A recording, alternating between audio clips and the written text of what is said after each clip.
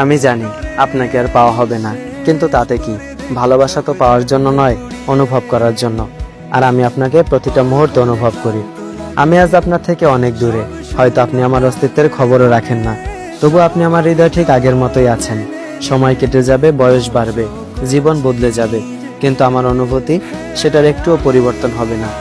একদিন আমি বৃদ্ধ হব, শরীরে ক্লান্তি আসবে, হাঁটতে কষ্ট হবে, হয়তো হাত কাঁপবে, কিন্তু জানেন, আমার মনের মধ্যে আপনার স্মৃতিগুলো তখনও ঠিক আগের মতোই তরুণ থাকবে। আপনার সেই হাসি, আপনার সেই কণ্ঠস্বর, আপনার চোখের গভীর মায়া কিছুই হারাবে না, বরং আরো গভীর হয়ে থাকবে। হয়তো বৃদ্ধ বয়সে কোনো এক সন্ধ্যায় জানালার পাশে বসে থাকবো, বাতাসে হালকা শীতল পরশ থাকবে, আর আমি হারিয়ে যাব সেই ফেলে আসা দিনগুলোর স্মৃতিতে। মনে পড়বে আমাদের হারিয়ে যাওয়া কথাগুলো, না বলা অনুভূতিগুলো।